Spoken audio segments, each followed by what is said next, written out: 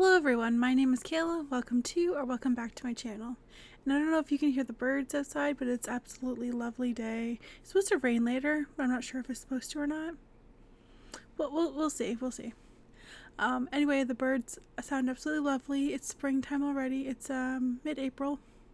And yeah, so today we're going to be getting into a video that I have promised to put out, and that is another poetry analysis. And I said I'd be putting these out once a month. I don't remember the last one time that I put one out. I think it was like 2 or 3 weeks ago. So today we're going to be doing a poetry analysis of a poem by Rupi Kaur from Homebody. And this is an absolutely wonderful collection. I definitely recommend it. I think I gave it like 4 or 5 stars when I read it. And yeah, so let's get into it. The poem that I chose today is called A Lifetime on the Road. I'll just read it from the book actually, just because I have it on a Google Doc so I can remember what I analyzed specifically, because I'm afraid to write in books sometimes, so maybe I'll get used to it one day, we'll see. Okay. While I was growing up, my dad worked 6 days a week, driving an 18-wheeler truck from one end of the continent to the other. He'd come home after a week on the road while my siblings and I would be sleeping. The sound of the front door always woke me, and the basement we lived in was small. I could hear Mom in the kitchen, making him a fresh meal of dal and roti. Dad would eat, shower, settle into bed, but as soon as his eyes drifted off, his boss would call and say, "Get back on the road again," and just like that, we'd catch a glimpse of Dad leaving. When you're an immigrant, you keep your head down and you stay working.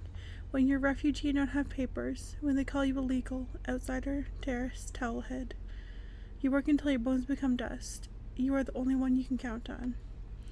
Every time he started a new company, he spent months working for free during their mandatory training period. Funny how they needed to train a man who was fully licensed, qualified, and experienced.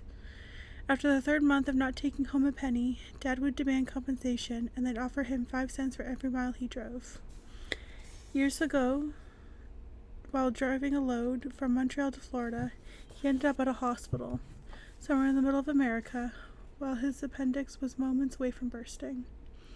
When the doctor told him they would need to get him into surgery immediately, he looked at her and said, "I can't afford it. Can this wait until I get back home to Canada?" "When did you get back home?" the doctor asked. "In 3 days," he responded. And she looked at him like he must be out of his mind. Luckily, she didn't have it in her to let him risk his life, and performed the surgery for free that night. And you want to know what my dad did? Right after they stitched him up? He walked out of the hospital, climbed into his truck, finished the delivery, and spent 3 days driving back home. "Why would you put yourself through that?" I ask. He shrugged his shoulders and tells me, "My boss wouldn't get me a flight home. Where would I leave my truck? I couldn't drive back with a trailer full of undelivered car parts and risk losing my job."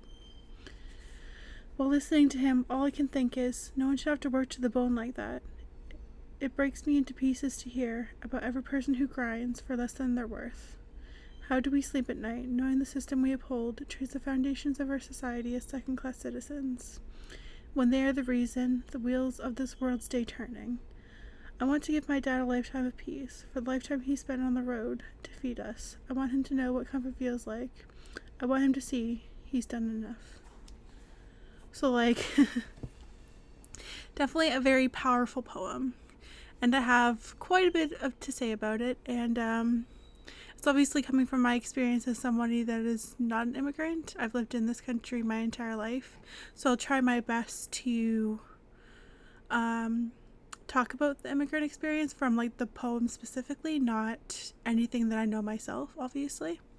I don't want to take away from anyone's actual experience, so yeah. That's all I want to, a little disclaimer that I want to say on that, and otherwise, let's get into the analysis of this poem.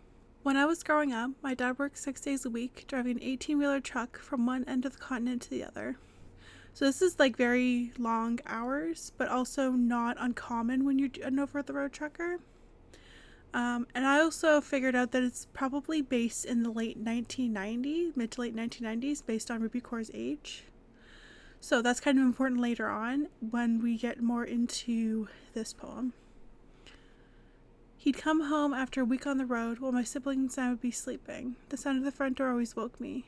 The basement we lived in was small. I could hear Mom in the kitchen making him fresh dal and roti. So you can definitely feel the love of the wife making her husband food so late at night, obviously their mother, while the children sleep without a worry. And that's definitely how it should be. The children shouldn't have to worry about anything. They just live their lives and grow up, and then when they become adults, they can figure that there's things to worry about, I guess. So then we have, but as soon as his eyes drifted off, his boss would call and say, get back on the road again, and just like that, we'd catch a glimpse of Dad leaving. So we have this boss as an entity, and definitely not a positive one. And we have obviously no rest for the father, because as soon as he does the things he needs to do, he's back on the road again. And we have an image of her dad as he leaves the apartment, and I'm guessing it's just like the back of him and not the front, which is definitely quite the image, because you don't see the face of your loved one, you just see their back, and that's intense. And then we have the part of the derogatory name calling, when they call you a legal outsider, terrorist, towelhead. And then obviously these are very derogatory names, and we shouldn't be calling anybody that. But this is the reality for immigrants that come to this country, or any other country, I suppose. You work until your bones become dust. You are the only one you can count on. So this is like a more lyrical way of saying you're working yourself to death. You work until your bones become dust, in the way that you're dead and it feels like you're still working even after your death, because you have to work all the time.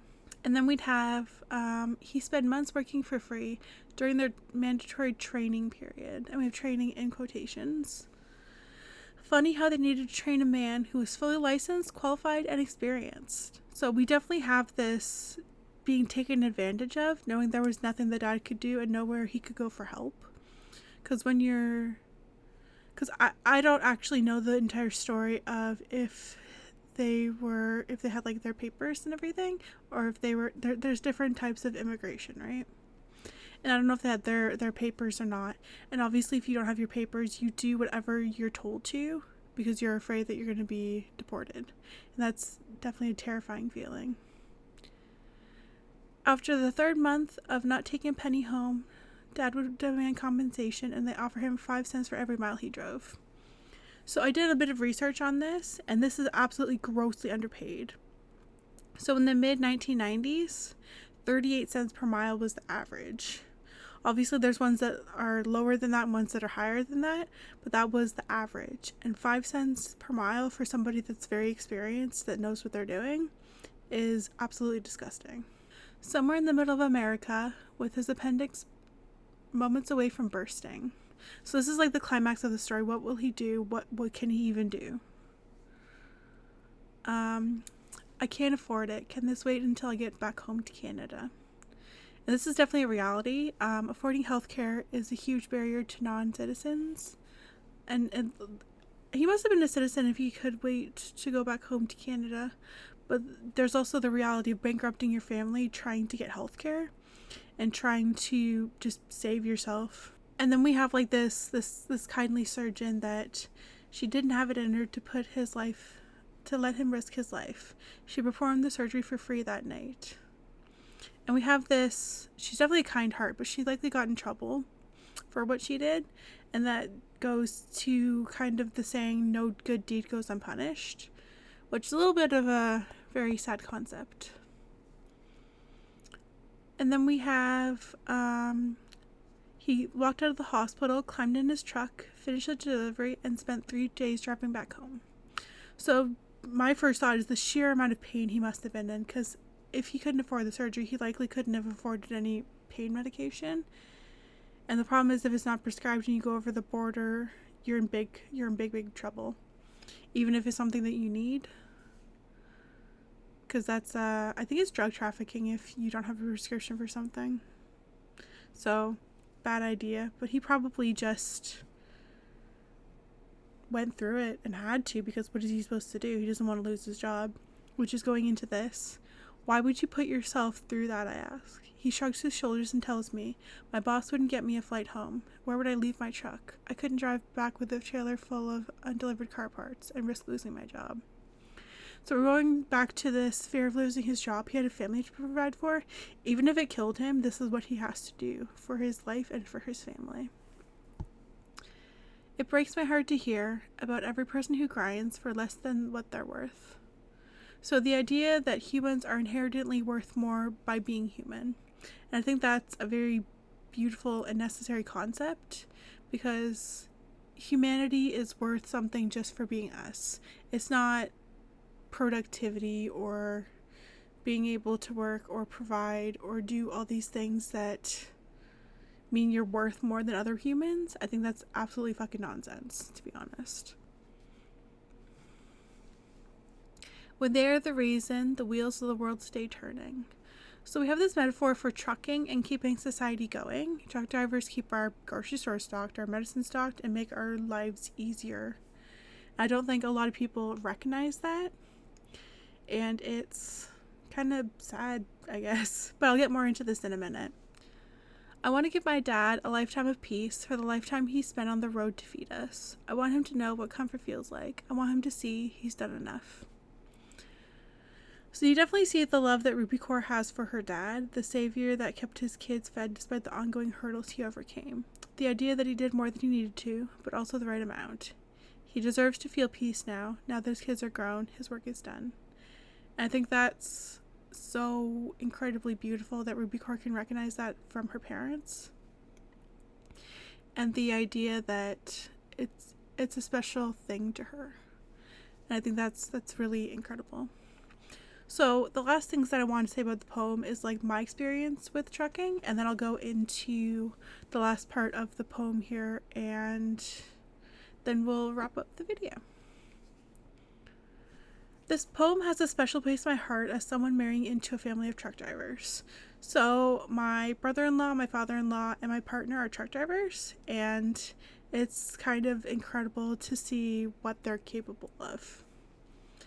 But, however, truckers are often treated as dirty, unintelligent, and lower class, despite some truck drivers making hundreds of thousands of dollars a year and needing a license and an expensive training program to even drive. So I think that's something a lot of people don't know, is that you do need an AZ license, at least in Canada. And there's a very expensive training program to even drive. It's around $10,000.